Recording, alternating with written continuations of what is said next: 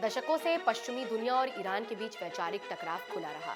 1979 की इस्लामी क्रांति के बाद से ही तेहरान और वॉशिंगटन आमने सामने रहे और इसी दौर में एक नाम वैश्विक राजनीति के केंद्र में आया, खामनेई। लगभग 35 वर्षों तक उन्होंने ईरान के सर्वोच्च नेता की बागडोर संभाली, प्रतिबंध लगे, आर्थिक दबाव बनाया, कूटनीतिक अलगाव की कोशिशें हुई, लेकिन उन्हें सीधे तौर पर हिलाना आसान नहीं रहा। कहा जाता है कि खामनेई तक पहुंचना साधारण बात नहीं थी।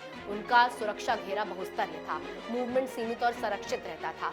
ये भी सच है कि अमेरिका तकनीकी रूप से बेहद उन्नत है, satellite, cyber monitoring, electronic surveillance और कई क्षमताएं उसके पास है।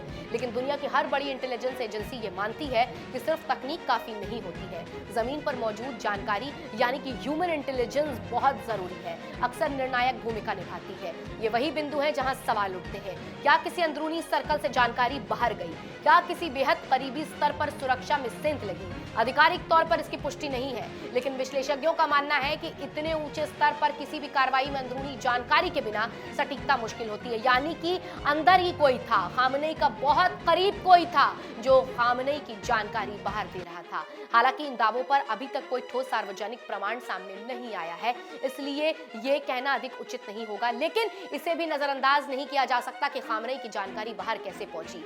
तो उसकी यहां तक केवल जाने की तकनीकी श्रेष्ठता नहीं बल्कि जमीनी नेटवर्क भी अहम माना जा रहा है। इतिहास गवाह है, बड़ी राजनीतिक घटनाएं अक्सर सिर्फ बाहर से नहीं भीतर की दरारों से भी आकार लेती हैं, यानी कोई अपना ही था जो खामनेई की जानकारी बाहर दे रहा था। ईरान पर हुए अमेरिका और इजराइल के साझा हमले ने पूरी दुनिया को चौंका दिया है।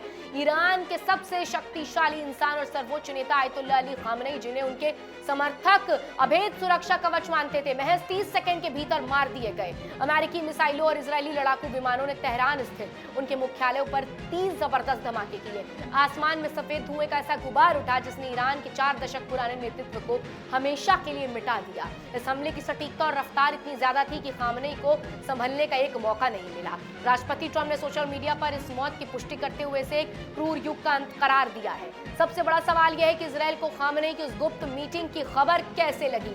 रॉयटर्स की रिपोर्ट के अनुसार पहले ये उम्मीद थी कि खामनेई शनिवार शाम को बैठक करेंगे, लेकिन इजरायली इंटेलिजेंस को अचानक पता चला कि मीटिंग शनिवार सुबह ही होने वाली है। खुफिया जानकारी मिलते ही जो हमला बाद में होना था उसे फौरन अंजाम दिया गया। ये जानकारी इतनी सटीक थी, इजराइल को ये तक पता था कि खामनेई किस कमरे में अपने शीर्ष अधिकारियों के साथ मौजूद है। अगर ये लोकेशन लीक होती है तो इस मीटिंग के फौरन बाद खामनेई फिर अंडरग्राउंड होने वाले थे। इसी वजह से अब ईरान के भीतर किसी बड़े भेदिए या गद्दार की मौजूदगी की चर्चा तेज हो गई है, यानी कि खामनेई का कोई बेहद करीबी था जो खामनेई की जानकारी दे रहा था। खामनेई की मौत के बाद 5 बड़े सवाल खड़े हो गए। पहला सवाल यह कि क्या खामनेई के करीब कोई ऐसा शख्स था जिसने इजराइल को हर पल की जानकारी दी? डोनाल्ड ट्रंप का दावा है कि खामनेई अमेरिकी इंटेलिजेंस और बेहद एडवांस ट्रैकिंग सिस्टम के जाल में फंस गए और बच नहीं पाए, लेकिन विशेषज्ञों का मानना है कि अगर केवल तकनीक ही सब कुछ होती तो अमेरिका ने उन्हें पहले ही क्यों नहीं पकड़ा? क्या खामनेई हमले से ठीक पहले किसी ऐसे व्यक्ति से मिले थे जिसने अनजाने में उनकी लोकेशन ट्रैक करवा दी? इन सवालों ने ईरानी सुरक्षा एजेंसियों की नींद उड़ा दी है, क्योंकि उन्हें डर है कि उनके सिस्टम में ऊपर से नीचे तक जासूस घुस चुके हैं। ईरान के लिए मुसीबतें यही नहीं खत्म होती।